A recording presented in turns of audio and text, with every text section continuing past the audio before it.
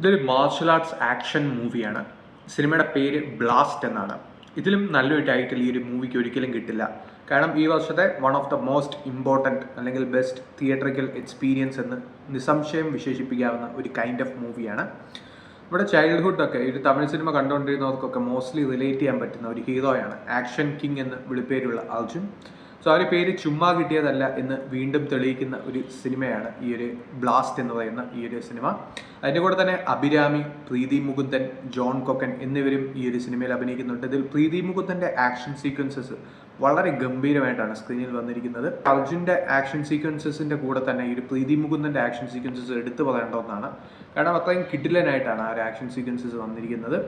അതിന് നല്ല രീതിയിൽ എഫേർട്ട് ഇട്ടിട്ടുണ്ട് എന്ന് നമുക്ക് കാണുമ്പോൾ തന്നെ മനസ്സിലാവും. ആണ് സിനിമയുടെ വേറൊരു ഹൈലൈറ്റ്. പിന്നെ ഒരു മാർഷൽ ആർട്സ് ആക്ഷൻ മൂവി എന്ന് പറയുന്ന ജേണറിൽ വരുമ്പോൾ തന്നെ ആ ഒരു ആക്ഷനുള്ള ഇമ്പോർട്ടൻ്റ് എത്രയാണെന്ന് നമുക്കറിയാം.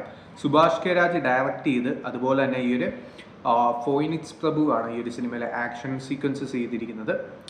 സോ ഈ ഒരു സിനിമയിൽ ആ ഒരു ആക്ഷൻ സീക്വൻസസിന് അത്രയും പ്രാധാന്യമുണ്ട്. അതുകൊണ്ട് തന്നെ ആ ഒരു ഗൂസ് പമ്പ് സീക്വൻസസ് ആണെങ്കിലും അഡ്രിനാലിൻ പമ്പ് സീക്വൻസ് ആണെങ്കിലും ആ ഒരു സംഭവങ്ങളൊക്കെ തന്നെ ഓഡിയൻസിന് കണക്റ്റ് ആവുന്ന രീതിയിലാണ് ഈ ഒരു മൂവി എടുത്തിരിക്കുന്നത്.